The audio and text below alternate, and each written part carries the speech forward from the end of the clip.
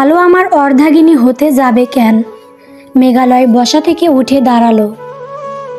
তানিয়া আর মাসফি আপাতত নীরব দর্শকের ভূমিকা পালন করছে। মাহরিন ধীর পায়ে হেঁটে এসে সোফায় বসল। তারপর মেঘালয়ের দিকে তাকিয়ে বলল, কারণ আমি চাইছি, তোমার চাওয়া আর না চাওয়া তো বিয়ের মতো একটা ব্যাপারকে আমি ছেলে খেলা হিসাবে ভাবতে পারি না। মা, ছেলে খেলা ভাববে কেন? আলো is correct girl for you. আম্মু, আপনি অনুমতি দিলে একটা কথা বলি। তানিয়ার কথা শুনে মাহরিন তানিয়ার দিকে ফিরল। মাসফি চোখের ইশারায় বারবার তানিয়াকে চুপ থাকতে বলল। কিন্তু তানিয়া মানলে তো। মেঘালয় আপনার ছেলে, আপনার চেয়ে মেঘালয়ের ভালো কে বুঝবে? কিন্তু মেঘালয়ের সঙ্গে আলোকে আমি মানতে পারলাম না বিষয়টা। সব কিছু মেনে নেওয়ার মতো ধারণ ক্ষমতা তোমার নিজের মধ্যে তৈরি করা উচিত। তানিয়া, মেঘালয়ের সঙ্গে আলোকে মানাবে না, এটাই তো বলতে চাইছো তুমি?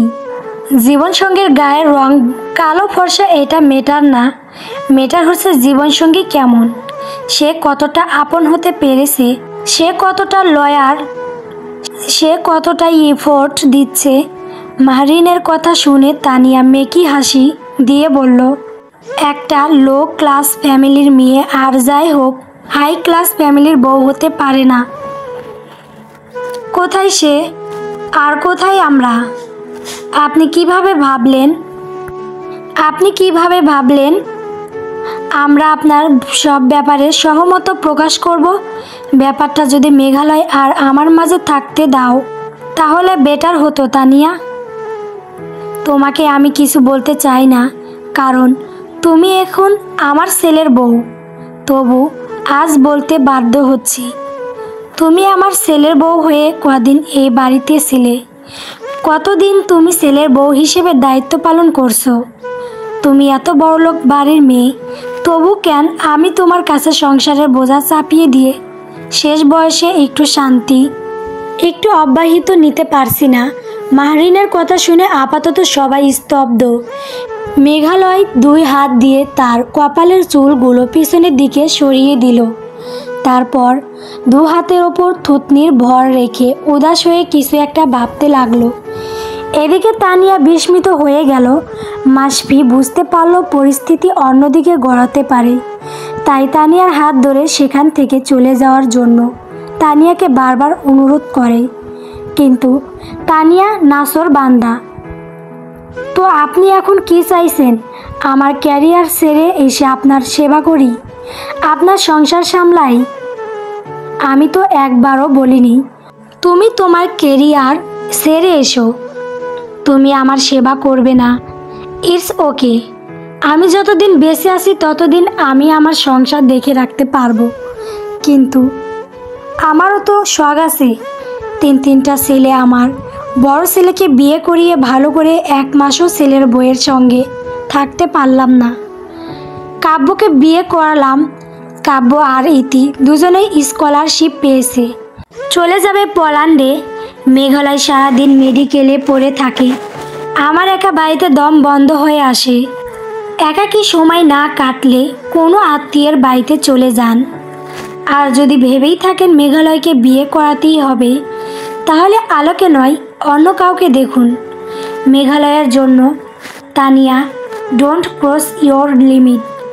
আমি এখনও বেঁচে আছি, আমার ছেলের ভালো মন্দ আমাকে বুঝতে দাও। মাহরিনের কথা শুনে মাসফি এবং তানিয়া দুজনেই উঠে চলে গেল। মেঘালয় দীর্ঘশ্বাস ফেলল, তারপর মেহরিনের পায়ের কাছে বসল। মেহরিনের হাত উঠে মাথা ঠেকিয়ে বলল, মা, তুমি কি চাও? আলোকে তোর বউ হিসেবে দেখতে চাই, আমার ঘরে আলোর পথচারণ দেখতে চাই। খুব কি বেশি কিছু চেয়ে ফেলেছি আমি তোর কাছে? মেঘালয় মাহরিনের হাত উঠে মাথা রাখা অবস্থায় হুট করে চোখের পানি ছেড়ে দিল।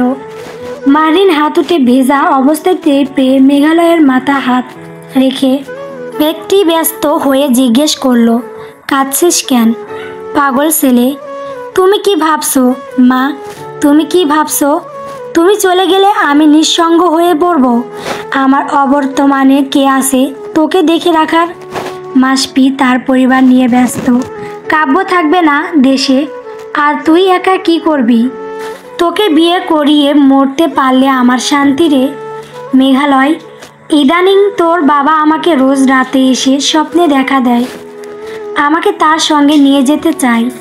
আমি নিষ্ঠুরের মতো তোর বাবাকে বারবার ফিরিয়ে দেই, তাকে মিষ্টি সুরে বকা দেই, বারবার বলি মেঘালয়ের আমি ছাড়া আর কে আছে, ওর একটা ব্যবস্থা করি, তারপর তোমার হাত ধরে চলে যাব। তুমি যেদিকে যেতে বলবে সেদিকে যাব। মেঘালয় মাহরিনের হাত শক্ত করে চেপে ধরে তারপর কান্না ধরা গলায় বলে, তুমিও পাষাণ, বাবা তো চলে গেল, এখন তুমিও পালিয়ে যাওয়ার পায়তারা করছো। কেন করছো এমন? আমি তোমাকে ছাড়া কিভাবে থাকবো মা? তোমার মেঘালয়ের তুমি ছাড়া আর কে আছে? মাহরিন নিজেকে শক্ত রাখলো, কিন্তু ভেতরটা যেন কেমন দুমড়ে মুচড়ে যাচ্ছে। মৃত্যু হুট করে এসে যদি তাকে গ্রাস করত, কিন্তু সেই সৌভাগ্য কি আর তার আছে?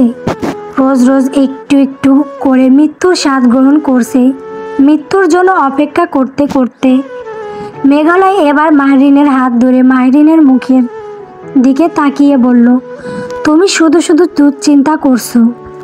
তোমার নিউকোমিয়া মাত্র স্টেজ 2-তে আছে, চিকিৎসা করলে তুমি সুস্থ হয়ে যাবে মা। শরীরের রোগ মানুষকে যতটা কাবু করে তার চেয়েও বেশি কাবু করে মনের রোগ। তুমি তোমার মনকে বোঝাও, তুমি পারবে রোগকে জয় করতে। তোমার কিছুই হয়নি, চিকিৎসা বিজ্ঞান এখন কতটা এগিয়ে গেছে। You will be fine, don't worry. Mahrin মনে মনে হাসে মেঘালয়ের কথা শুনে। মাহরিন জানে তিনি আর কখনোই সুস্থ হতে পারবেন না, তবু যেন মেঘালয়কে খুশি করার জন্য বলল, এই জন্য তো বলছি আলোকে এনে দে, ওকে দেখলে আমি সুস্থ হয়ে যাব। মা, আলো কোনো খেলনা নয় যে ওকে চাইলেই কিনে নিয়ে আসব।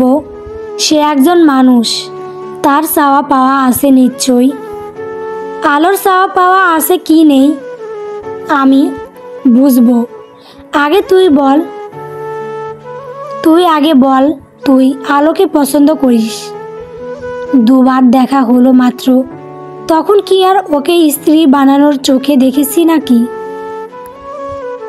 মেঘালয়ের দুষ্টুমি সুরে বলা কথাগুলো শুনে মাহরিন হাসতে হাসতে বলল, পাজি ছেলে।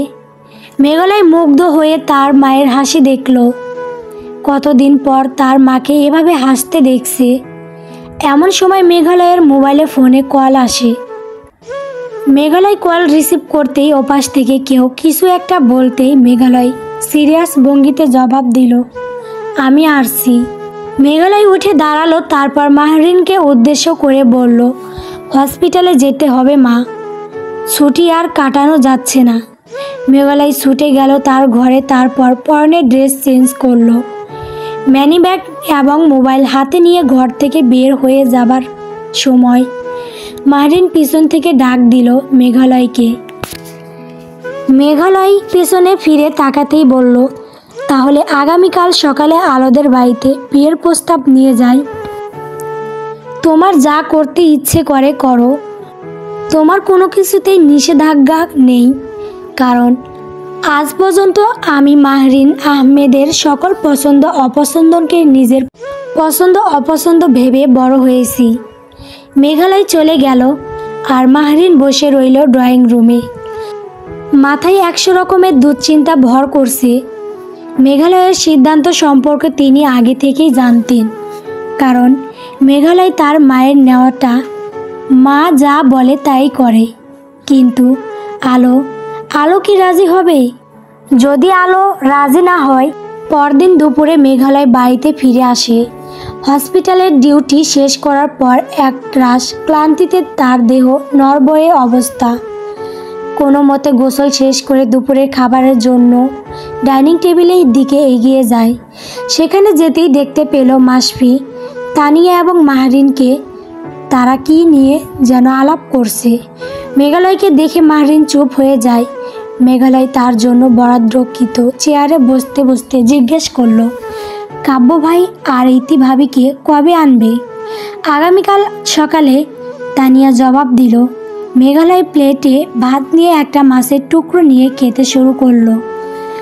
তানিয়া এবার মাসফিকে চোখের ইশারায় কি যেন বলতে বলল মেঘালয়কে, কিন্তু মাসফি ইশারায় বোঝালো পারবে না সে। এদিকে মাহরিন ওদের দুজনের কাণ্ড দেখে বিরক্তি হয়ে গেল। এদিকে মেঘালয়ের মনে কুটকুট করছে আলোর ব্যাপারে জানতে, আলোদের বাড়িতে গিয়েছিল কিনা। যদি গিয়েও থাকে তাহলে আলোর সিদ্ধান্ত কী ছিল।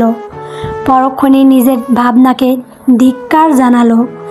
যেই মেয়ে তাকে দেখলে বিরক্ত চোখে তাকায়, সেই মেয়ে আজ যাই হোক মেঘালয়ের জন্য তার বিয়ের প্রস্তাব শুনে দেই দেই করে রাজি হয়ে যাবে না। গল্প মেঘের ওপারে আলো।